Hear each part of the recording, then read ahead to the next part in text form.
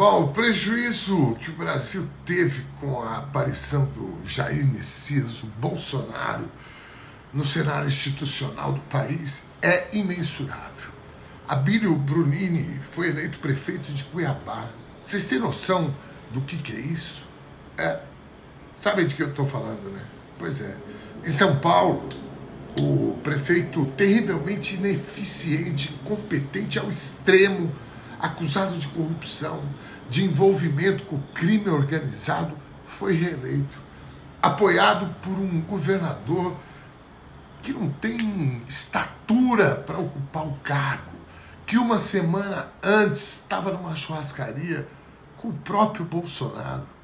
Fazem questão de normalizar esse indivíduo, um cara que por tudo que fez e deixou de fazer na pandemia, os ataques às instituições brasileiras, os crimes que cometeu, deveria estar preso, simplesmente preso.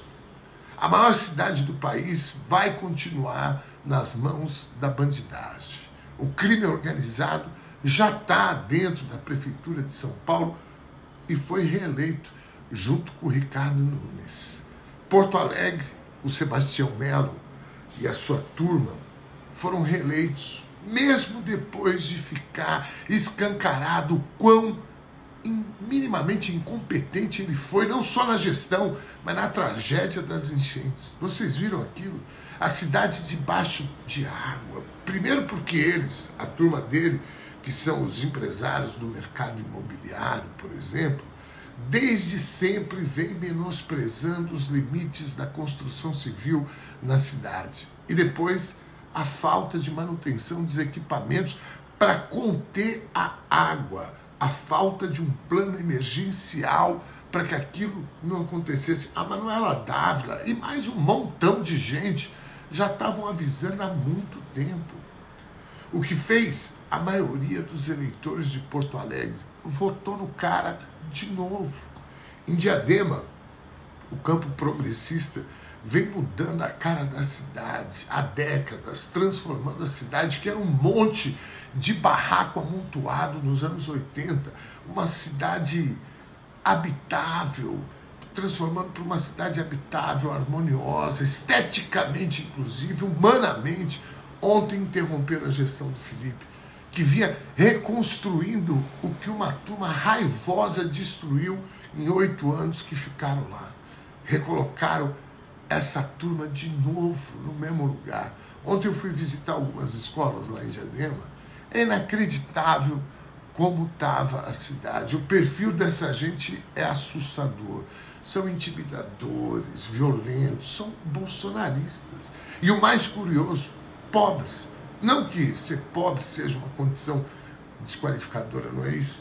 Mas ser pobre e defender quem te sacaneia é, no mínimo, contraditório. Mas tudo isso vem do ódio. Essas pessoas desenvolveram um ódio patológico ao campo progressista, à esquerda, ao PT, aos movimentos sociais, aos sindicatos. É patológico. Porque a parcela mais vulnerável economicamente votou nessa gente e também está com ódio do campo progressista. Ontem eu vi pessoas que eu conheço há muito tempo, lascadas, ferradas de grana, votando com ódio. Ódio do quê? Da esquerda. Essas pessoas foram contaminadas pelo fígado, pelo ódio. Primeiro, o ódio construído pela classe dominante, que não é essa gente da periferia e nem os que se acham ricos. Estou falando de gente que na década de 80 já tinha dinheiro. E estavam a todo vapor, ficando mais ricos, explorando a mão de obra, quase de graça, sobretudo dos nordestinos. Essa gente odeia sindicalistas, porque foram os sindicatos que garantiram direitos básicos para milhões de operários nos anos 80. Quem tem 40, 50 anos hoje, cresceu ouvindo o papai dizer que os sindicatos estavam destruindo esse país. Esse ódio foi potencializado quando Lula governou esse país e deu um mínimo de dignidade para os de baixo. Eu nunca imaginei que colocar comida na mesa do povo iria provocar tanto ódio, porque é isso que Lula fez. E a partir daí a elite decidiu que não mais aceitaria essa disfarçatez. Imagina, pobre, pretos na universidade, pobre nos aeroportos. Quem vai ser empregado dos meus filhos no futuro? O filme A Que Horas Ela Volta traduziu esse ódio. E a partir daí se começa uma guerra que envolveu a elite que ocupa o judiciário, usar a justiça para demonizar o PT, Joaquim Barbosa, depois o Sérgio Moro e companhia. A imprensa burguesa, elitista, os seus cãezinhos domesticados da Globo News, da Veja, colocar esse ódio à esquerda, concretizar esse ódio à esquerda, e de tabela a política, a criminalização da política. Assim nasceu Bolsonaro, que era um estúpido, um deputado de baixo clero, que acaba dando voz à crueldade, à violência, à truculência, ao bizarro. E é por isso que hoje, segunda-feira, ainda sobre a ressaca eleitoral, muita gente está se perguntando: onde é que a gente veio parar, cara? Na minha modesta opinião, por essas razões. E por um outro fenômeno. O campo progressista, a esquerda, se acovardou. A gente perdeu o discurso revolucionário. Nós não nos adaptamos às novas formas de se comunicar. Governos de esquerda se tornaram burocratas, mais do mesmo. A população em geral não nos diferencia do outro lado. As instâncias de decisões ficaram restritas aos tecnocratas, à militância. O povo não foi mais ouvido. A opinião de um bajulador ou bajuladora vale mais do que um militante histórico, com acúmulo de lutas, com sabedoria de luta, com firmeza ideológica.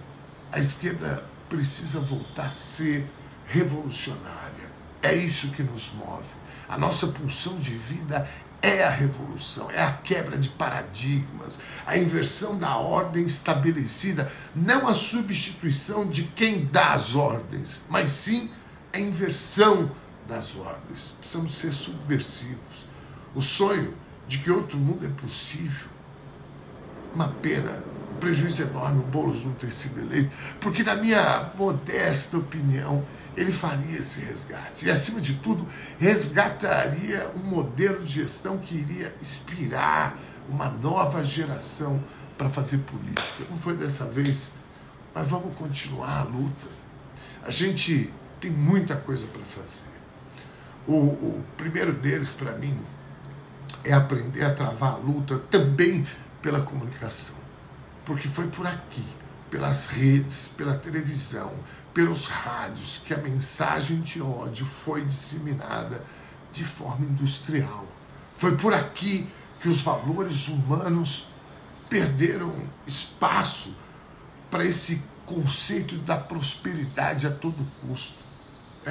Foi aqui que Marçal, um boçal, teve mais de 1,5 milhão de votos na capital de São Paulo. Vamos à luta. Boa segunda-feira para vocês. Excelente semana. Valeu!